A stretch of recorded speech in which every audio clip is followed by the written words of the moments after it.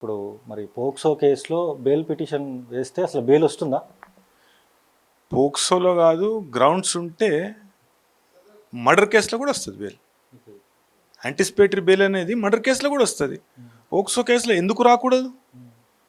Grounds ఉంటే 100% న్యాయస్థానం దాన్ని గ్రౌండ్స్ని పరిగణనలోకి తీసుకొని బెయిల్ ఇస్తుంది. దీంట్లో ఎఫ్ఐఆర్లో ఏమున్నాయి సెక్షన్స్? నాకున్న సమాచారం ప్రకారం ఎఫ్ఐఆర్లో 4 సెక్షన్స్ ఉన్నాయి. 74, 75 ఆఫ్ బిఎన్ఎస్ అంటే గతంలో 354A, 354B, 354C, 354D అని outraging the modesty of a women, అంటే ఒక అమ్మాయితో కానీ అసభ్యకరంగా ప్రవర్తించడము, లేకుంటే సెక్సువల్ ఫేవర్స్ అనేది కోరడము, వెంబడబడము, వేధించడము లాంటి సెక్షన్లు అవి వర్తిస్తాయి. దానికి మ్యాక్సిమం పనిష్మెంట్ అనేది 3 సంవత్సరాలే ఉంటాయి. ఇప్పుడు అఫెన్స్ని ఎట్లా కేటగరైజ్ చేస్తారంటే cognisable and non cognizable offence అని కేటగరైజ్ చేస్తారు. ఇప్పుడు పోక్సో కేసులోకి వస్తే 2 సెక్షన్స్ పెట్టిండ్రు, సెక్షన్ 11 అండ్ సెక్షన్ 12. సెక్షన్ 11 ఏం చెప్తుందంటే ఒక మైనర్తో అసభ్యకరంగా ప్రవర్తించడం. 12 ఏంటంటే ఒక పోర్నోగ్రఫీకి సంబంధించి కానీ ఏదైనా అశ్లీలత్వం అనేది మైనర్కి చూపించడము అనేది సెక్షన్ 12 చెప్తుంది. అయితే ఈ రెండిటికి శిక్షా స్వభావం ఎంత ఉన్నది? 3 సంవత్సరాలే. 3 సంవత్సరాలు వచ్చినప్పుడు ఇప్పుడు అర్నేష్ కుమార్ జడ్జ్మెంట్ ఏదైతే ఉన్నదో దానిలో 7 సంవత్సరాలు కానీ 7 సంవత్సరాల లోపట కానీ శిక్ష పడే నేరారోపణ చేసి ఉండినట్లయితే ఆ నేరానికి ముందస్తుగా నోటీస్ ఇచ్చి అతని నుండి ఎక్స్ప్లెనేషన్ కోరి ఒక ప్రొసీజర్ ఉంటుంది. ఇంతకుముందు 41A అంటుండేదాన్ని, ఇప్పుడు 35(3) ఆఫ్ బిఎన్ఎస్ఎస్ అయింది. 35(3) ఆఫ్ బిఎన్ఎస్ఎస్లో ఈ ముందుగా నోటీస్ ఇచ్చి ఆ వ్యక్తికి అయితే బెయిల్ వేసిన మాట వాస్తవమే, నేను కూడా చూశాను. అయితే యాంటిసిపేటరీ బెయిల్ అడుగుతూ, అయితే యాంటిసిపేటరీ బెయిల్ కాకుండా దీంట్లో నోటీస్ ఇవ్వమని ఆదేశాలు ఇచ్చే అవకాశం ఉంటుంది ఒకవేళ 14th హియరింగ్ వస్తే. ఎందుకంటే వెకేషన్ ఉంది కాబట్టి vacation court, first vacation court 14th నాడు ఉన్నది. వెకేషన్ కోర్టులో బెయిల్స్ కూడా తీసుకుంటారు. అయితే ఇది విచారణకు వస్తే మాత్రం ఏమన్నా ఆదేశాలు ఉంటే నా వ్యక్తిగత అభిప్రాయం ప్రకారము దీంట్లో నోటీస్ ఇవ్వండి అని పోలీస్ వాళ్ళకు ఆదేశించే అవకాశం ఉంటుంది. పోక్సో కేసు పెట్టంగానే దాని బెయిల్ లేని సెక్షను, దానిలో బెయిల్ రాదు. ఇప్పుడు బెయిల్ అనేది ఫండమెంటల్ రైట్, అంటే కొన్ని కేసులలో బెయిల్ అనేది ఫండమెంటల్ రైట్. అయితే ఇప్పుడు శిక్షాస్మృతి కూడా ఏం చెప్తుంది అంటే అసలు శిక్షా స్మృతిలో కావచ్చు, చట్టంలో ఉన్న అంశాలను కావచ్చు, వీటిని పరిగణలోకి తీసుకోకుండా ఎట్లా పడితే అట్లా మనిషిని శిక్షించే అవకాశం లేదు. మనం we follow an adversarial system of criminal trial కాబట్టి ఎవరిని పడతాలని ఎట్లా పడితే అట్లా శిక్షించే అవకాశం లేదు. దానిలో ఉన్న చట్టంలో ఉన్న ప్రొసీజర్ అనేది ఫాలో కావాలి. రాజకీయంగా ఎన్నో వ్యాఖ్యలు, ఎన్నో విమర్శలు అనేటివి, వాళ్ళ తండ్రి రాజకీయ నాయకుడు కాబట్టి, ఒక కేంద్ర హోంమంత్రి, సహాయక హోంమంత్రి కాబట్టి ఎన్నో రాజకీయ వ్యాఖ్యలు అనేటిది చేయడం జరుగుతుంది. అదేవిధంగా ఆ రాజకీయ వ్యాఖ్యల నేపథ్యంలో మనం ఆ కేసును చూడొద్దు. చట్టం ఏం చెప్తుంది, ఆ ఎఫ్ఐఆర్ల సెక్షన్స్ ఏమున్నాయి, ఆ సెక్షన్స్ ప్రకారం ఎటువంటి శిక్షలు పడే అవకాశం ఉంటుంది, నేరం నిరూపణ అయితే ఏం సెక్షన్లు పడే అవకాశం ఉంటుంది. ఇంకొకటి ఏంటంటే మనం దృష్టిలో పెట్టుకోవాల్సిన విషయం ఏంటంటే మీడియా కానీ ఎవరైనా వ్యాఖ్యలు చేసే వాళ్ళు కానీ దీని గురించి మాట్లాడే వాళ్ళు కానీ దృష్టిలో పెట్టుకోవాల్సింది ఏంటంటే ఇది చాలా సున్నితమైన అంశము. ఎఫ్ఐఆర్లో కూడా మనం చట్టం ఏం చెప్తుందంటే ఎఫ్ఐఆర్లో కూడా కూడా బాధితురాలి పేరు అనేది మనం ప్రస్తావించరాదు. అదేవిధంగా ఛార్జ్షీట్లో కావచ్చు, కోర్టు డాక్యుమెంట్స్లో కూడా కావచ్చు విక్టిమ్ అనే రాయడం జరుగుతుంది కానీ పేరు ప్రస్తావించడం జరగదు. ఇది సున్నితమైన అంశం కాబట్టి ఊహాగానాలకు తావివ్వకండి. పోలీస్ వాళ్ళు ఏదైనా ప్రకటన విడుదల చేస్తే, లేకుంటే కోర్టుకు సంబంధించిన డాక్యుమెంట్లు మీ దగ్గర ఉంటేనే తప్ప, అంటే ఆ డాక్యుమెంట్లో ఉన్న కంటెంట్ తప్ప వేరే కంటెంట్ మీద ఊహాగానాలు, కొంతమంది ఏంటంటే అత్యాచారం జరిగిందంటుండ్రు, కొంతమంది ఇదంటుండ్రు అదంటుండ్రు, అవన్నీ దాంట్లో లేవు. ఒకవేళ పోలీస్ వాళ్ళు అధికారికంగా ఒక ప్రకటన ఇస్తే తప్ప అటువంటివి వ్యాఖ్యలు చేయొద్దని నేను కోరుతున్నాను. అయితే పూర్తిగా కూడా సార్, గతంలో ఎన్నో మర్డర్ కేసులు, ఎన్నో రేప్ కేసులు కూడా జరిగిన పరిస్థితి ఉంది. చిన్నపిల్లలను కూడా రేప్ చేసిన పరిస్థితి ఉంది. వాళ్ళనేమో గత ప్రభుత్వం కావచ్చు, చాలా ప్రభుత్వాలు కూడా ఎన్కౌంటర్ చేసి చంపేసిన పరిస్థితి కూడా ఉంది. ఇప్పుడు చాలామంది కూడా ఇట్లా ఎన్కౌంటర్ చేయాలి, లేకపోతే జైలుకి పంపించాలంటూ కూడా మాట్లాడుతూ ఉన్నారు. ఎట్లా చూస్తారు అది? ఎవరు అంటుండ్రు ఎట్లా పడితే రోడ్ల మీద పోయేటోళ్ళు అందరూ ఎన్కౌంటర్ చేయాలి, ఇది చేయాలంటే ఆ చట్టాలు, న్యాయాలు, న్యాయస్థానాలు అనేటివి లేవా? ఇప్పుడు ఎన్కౌంటరు కొన్ని సమయాలలో ఇప్పుడు నిందితులు పారిపోయే సమయంలో లేకుంటే పోలీస్ వాళ్ళ మీద కాల్పులు జరిపినాయో సందర్భాలలో పోలీస్ వాళ్ళ ఆత్మరక్షణకు ఇప్పుడు పోలీస్ వ్యవస్థ మీద నమ్మకం లేదా అండి? పోలీస్ వ్యవస్థ పనిచేస్తుంది. ఇప్పుడు సిట్ ఏర్పాటు చేసిండ్రు, అది కూడా ఒక లేడీ ఐపీఎస్ ఆఫీసర్ నేతృత్వంలో ఒక సిట్ ఏర్పాటు చేయడం జరిగింది. ఆ సిట్ ఏర్పాటు చేసినప్పుడు సిట్టు అనేది వాళ్ళ డ్యూటీస్ని వాళ్ళని చేయనియరా? లేకుంటే ఇదే విధంగా మనం ఈడ ఒక సామాజిక మాధ్యమంలో లేకుంటే ఒక నా ఆఫీస్లో కానీ లేకుంటే వేరే బహిరంగంగా కానీ మీడియాతో మాట్లాడితే లేకుంటే మీడియా డిస్కషన్ చేస్తే, మీడియా డిబేట్ పెడితే, మీడియా ట్రయల్ చేస్తే అతనికి శిక్ష పడే అవకాశం ఉంటుందా? ఉండదు కదా. ఇప్పుడు దానిలో నేనేమంటున్నా అంటే ఖచ్చితంగా శిక్షించాలి, నేరం చేస్తే ఖచ్చితంగా శిక్షించాలి. అది కూడా ఈ తీవ్రమైన నేరము అంటే సమాజానికి ఇప్పుడు మనము చట్టాన్ని ప్రభుత్వాలు రక్షిస్తూ చట్టాన్ని అమలు పరిచే మన కర్తవ్యం ప్రభుత్వాన్ని. అయితే ప్రభుత్వం ఏం చేస్తుందంటే పూర్తి స్థాయిలో దర్యాప్తు చేయడానికి కొంతమంది సీనియర్ అధికారులను నియమించింది. దాన్ని ఆ ప్రక్రియను మనం కొనసాగనియాలి, ఆ ప్రక్రియను కానియాలి. అంటే ఈచ్ కేసెస్ డిస్టింక్ట్. అదే గతంలో ఏదో జరిగింది, గతంలో ఎన్కౌంటర్ చేయాలంటే ఇక మళ్ళీ కోర్టులు బంద్ చేద్దాం, మరి ఎన్కౌంటర్లు చేద్దాం.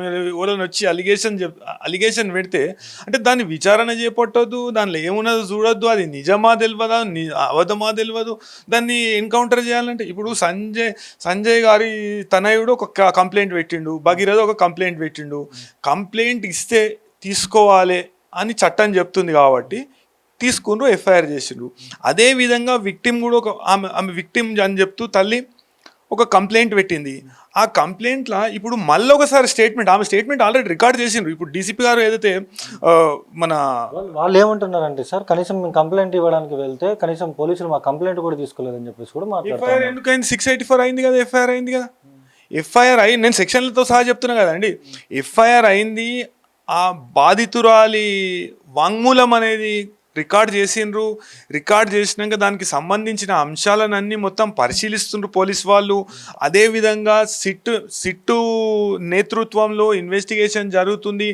మేడము ఒక అధికారికంగా ప్రకటన ఇవ్వడం జరిగింది, మేము మళ్ళీ ఒకసారి రికార్డ్ చేస్తాము, రికార్డ్ చేసినాక దానిలో ఏమన్నా అడిషన్ చేసేది ఉంటే, సెక్షన్స్ యాడ్ చేసేది ఉంటే మేము చేస్తామని కూడా చెప్పినాక కూడా ఇది అంటే ఇప్పుడు దాంట్లో లేని అంశాలను ఇన్వెస్టిగేషన్ని తప్పుదో పట్టించే విధంగా మాట్లాడవద్దు అని నేను అంటున్నా.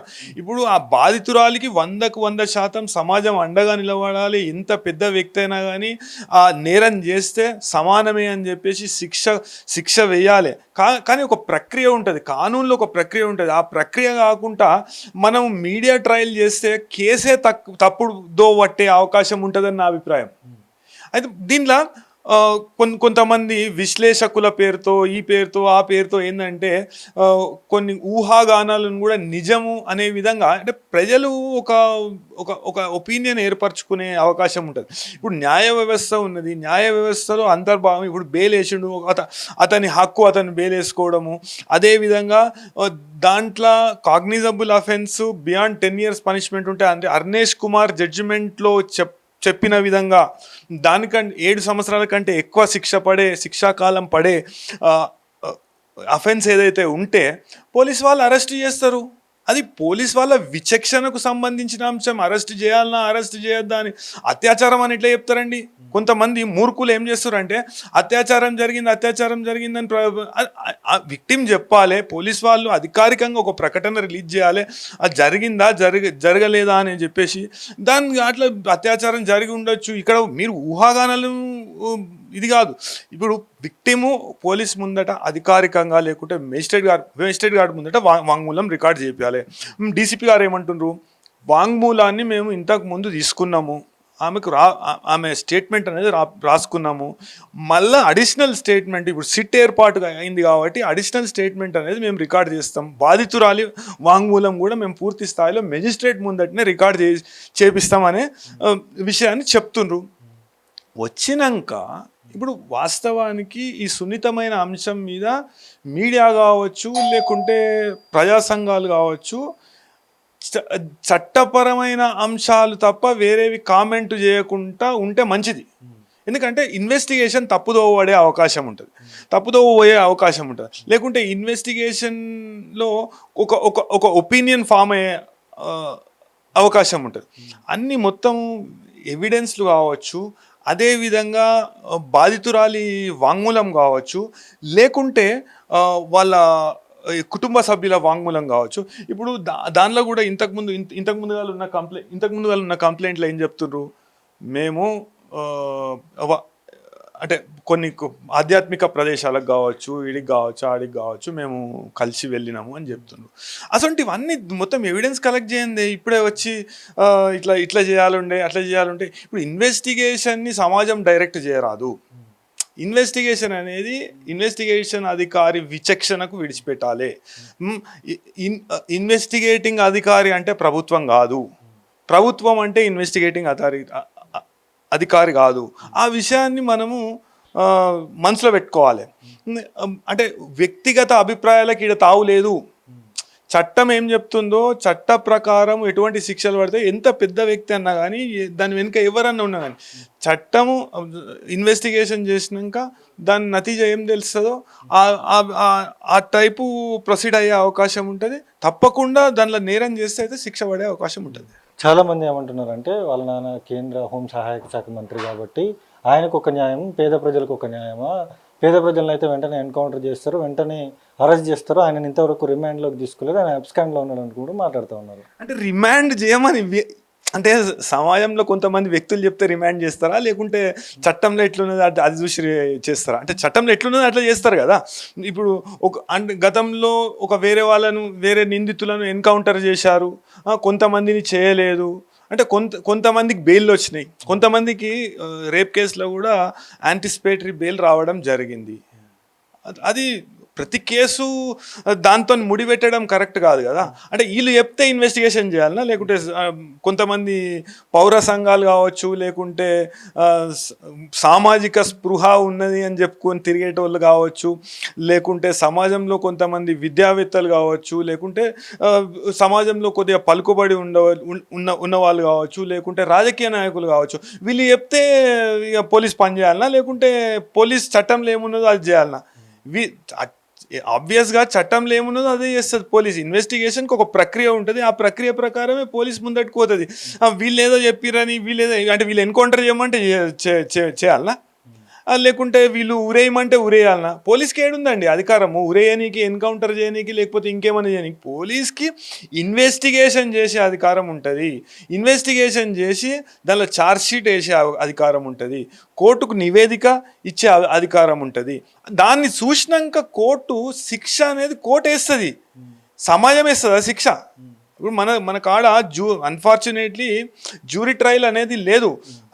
గతంలో ఉండే, ఇండియాలో కూడా ఉండే, కానీ ఇప్పుడు లేదు జ్యూరీ ట్రయల్ అనేది. జ్యూరీ ట్రయల్ అంటే ఒక 12 మందిని సమాజంలో వివిధ వర్గాల నుండి ఒక 12 మందిని ఎన్నుకొని వాళ్ళతో దాన్ని ఆ కేసు పూర్వపరాలు మొత్తం వాదనలు అందరూ వాళ్ళ ప్రెజెన్స్లోనే జరుగుతాయి. జడ్జి ఒక నిమిత్త మాత్రుడు మాత్రమే, చట్టంలో ఏమున్నదో అది జడ్జి చెప్తాడు. అది అమెరికాలో ఉంటుంది, అది ఇక్కడ లేదు. కాకుంటే వీళ్ళే ఒక జ్యూరీ క్యారెక్టర్ లాగా అజ్యూమ్ అయ్యి ఇట్లా చేసేది ఉండే, అట్లా చేసేది ఉండే, ఇట్లా ఏడుతుండే, అట్లా ఏడుతుండే అంటే చట్టంలో ఏమున్నదో అది చేస్తుంది పోలీసు. ఒక సిట్ ఏర్పాటు చేసిండ్రు, లేకపోతే మనకు పోలీస్ వ్యవస్థ మీద మనకు గౌరవం ఉండాలి. అదేవిధంగా న్యాయ వ్యవస్థ మీద, న్యాయ ప్రక్రియ మీద మనకు గౌరవం ఉండాలి. ఇప్పుడు మంత్రి కొడుకు కావచ్చు, లేకుంటే ఒక సామాన్యుడు కావచ్చు, గతంలో ఏదో కేసులో ఎన్కౌంటర్ చేసిండని చెప్పేసి ఈ కేసులో కూడా ఎన్కౌంటర్ చేయాలంటే ఎందుకు? అంటే అన్ని కేసులలో ఇట్లానే ఎన్కౌంటర్లు చేయాలన్నా? మన న్యాయస్థానాలు బంద్ చేద్దాం, న్యాయస్థానాలు వద్దు, న్యాయ ప్రక్రియ వద్దు, ఇట్లానే పోలీస్కి మొత్తం అధికారం ఇద్దాము. ఆరోపణలు వస్తే, అలిగేషన్స్ వస్తే పోలీసు పోయి షూట్ చేసి చంపేస్తారు. ఇంకా అదే ఉంటుంది. అట్లాంటి సమాజం కావాలన్నా మనకు? అది ఈడ నడవదు, పాకిస్తాన్లో నడుస్తుంది. ఇటువంటి ఇట్లా ఎన్కౌంటర్ చేయాలి, చంపేయాలి, లేకుంటే ఇది చేయాలి, అది చేయాలని కోరుకునేటోళ్ళు పాకిస్తాన్ పోతే ఆడ మంచి సత్వర న్యాయం జరుగుతుంది, వాళ్ళకి జరుగుతుంది, వాళ్ళు అనుకునే వాళ్ళకి కూడా జరుగుతుంది. బీజేపీ పార్టీ నాయకులకి ప్రధానంగా యూపీలో ఎవరైతే అక్కడ ఉన్నటువంటి ముఖ్యమంత్రి మహిళల్ని వేధిస్తే ఎన్కౌంటర్లు చేసి చంపేయండి అని చెప్పేసి చెప్పడం, చంపేయడం ఇదంతా కూడా పెద్ద ఎపిసోడ్ కూడా నడిచింది సార్. మరి ఇదే బీజేపీ పార్టీ నాయకుడు కొడుకు ఇట్లా చేస్తే మరి బీజేపీ పార్టీ నాయకులు ఇట్లా చేస్తున్నారు. వాళ్ళకు ఒక చట్టం, వీళ్ళకు ఒక చట్టం ఉంటుంది అంటారా? అది వాళ్ళ క్రమశిక్షణకు సంబంధించిన విషయం. అది వాళ్ళ క్రమశిక్షణకే, వాళ్ళ కాన్స్టిట్యూషన్కే ఇడిచిపెట్టేసాం అది. అయితే దీంట్లో నేను చెప్పదలుచుకుంది ఏంటంటే, దీనిలో ఇన్వెస్టిగేషన్ స్టేజ్లో ఇప్పుడు తప్పకుండా శిక్ష పడాలండి. శిక్ష పడొద్దని నేను అంటే, నేను శిక్ష పడొద్దు, అతను కేంద్ర మంత్రి కొడుకు అయినందుకు ఇడిచిపెట్టాలి, లేకుంటే కేంద్ర మంత్రి కొడుకు అన్నట్టు ప్రత్యేకమైన చట్టాలు ఆయనకు ఉపయోగించి ఆయనను బయటికి తీసుకొచ్చే ఆలోచన చేయాలి, లేకుంటే పోలీస్ ఆయనను పట్టుకోవద్దు, పోలీస్ ఆయనను రిమాండ్ చేయొద్దు అని అంటలేను. నేను ఏమంటున్నా అంటే, ఇప్పుడు ఈ కేసులో చట్టం ఏం చెప్తుంది, చట్టం పూర్వాపరాలు ఇప్పటిదాకా అంటే దీని గ్రావిటీని ఇంక్రీజ్ చేసుకుంటూ, లేకుంటే వేరే విషయాలు దీనిలో పొందుపరచని అంశాలు వాళ్ళకై వాళ్ళు ఊహాగానాలు చేసుకుంటూ, కొంతమంది మన సోషల్ మీడియాలో కావచ్చు పోస్టులు పెట్టడము, లేకుంటే వ్యాఖ్యలు చేయడము, కథనాలు చేయడము అనేది కరెక్ట్ కాదంటున్నాను నేను. ఇప్పుడు పోలీస్ వ్యవస్థ మీద మనకు నమ్మకం ఉండాలి, అదేవిధంగా న్యాయ వ్యవస్థ, న్యాయ ప్రక్రియ మీద నమ్మకం ఉండాలి. ఇలాంటిము దాంట్లో 4 సెక్షన్స్ ఉన్నాయి. ఆ సెక్షన్లకు ఇప్పుడు అది చిన్న స్థాయి వ్యక్తి చేసినా అదే శిక్ష ఉంటుంది, అంటే హోంమంత్రి కొడుకు చేసినా అదే శిక్ష ఉంటుంది. అయితే దానిలో చూపెట్టబడ్డది 3 సంవత్సరాలే, 3 years ఉంటుంది ఒక్కొక్క దానికి పనిష్మెంట్. అట్లా ఆ పనిష్మెంట్కు సంబంధించి though it is a cognizable offence కారణంగానే దీనిలో ఏమంటారు, మన యాంటిసిపేటరీ బెయిల్ వేయడం జరిగింది. అంటే ఎట్లుందంటే, ఇప్పుడు కొంతమంది వాదన ఎట్లుందంటే, ఇప్పుడు బొందలగాడు ఒకటి చచ్చిపోతాడు, ఆయన ఇంటికి తీసుకుపోతారు కదా, ఆయన ఇంటికి తీసుకుపోయి అది అన్యాచురల్ డెత్ అయితే కాజ్ ఏంది, పోస్ట్ మార్టం చేయడము అవన్నీ చేసినాకనే వానికి సాగు చేస్తారు. అంటే ఫ్యూనరల్ రైట్స్ అనేటివి వానికి చేస్తారు. ఆడ చచ్చిపోయిందని తీసుకుపోయి ఆడే బొంద పెట్టాడు కదా, లేకుంటే కాష్టం చేయడుగా. అయితే ఇది ఎట్లున్నదంటే, మేము చెప్తున్నాం కాబట్టి సత్వరం అంటే రాజకీయ కక్ష ఒక వేదికగా మారింది. రాజకీయాలు పక్కకు పెడదాం, పూర్తి స్థాయిలో బాధితురాల తరఫున సమాజం నిలబడాలి. There is no doubt about it. న్యాయ వ్యవస్థ నిలబడాలి, సమాజం నిలబడాలి, పోలీస్ నిలబడాలి, అందరూ ఏకకంఠంతో దీన్ని ఖండించాలి. కాకుంటే మనం ఒక చట్టం ఏర్పాటు చేసుకున్నాం, మనం వీఆర్ గవర్న్డ్ బై లా, మనం చట్టానికి కొద్దిగా గౌరవం ఇద్దాం, అదేవిధంగా న్యాయ సూత్రాలకు గౌరవం ఇద్దాం, మనకు ఒక ప్రక్రియకు గౌరవం ఇద్దాం, అదేవిధంగా పోలీస్ వ్యవస్థకు సముచిత గౌరవం ఇద్దాం. పోలీసు వాళ్ళు దీంట్లో అట్లా చేసిరు, దాంట్లో సర్కమ్స్టాన్సెస్ వేరే ఉంటాయి. Each case is distinct. ఒక్కొక్క కేసుకు పూర్వాపరాలు వేరే ఉంటే, ఒక్కొక్క కేసులో అఫెన్స్ వేరే ఉంటుంది. అన్నిటినీ ఒక్కటే దగ్గర కట్టేస్తే అది కరెక్ట్ కాదని నా అభిప్రాయం.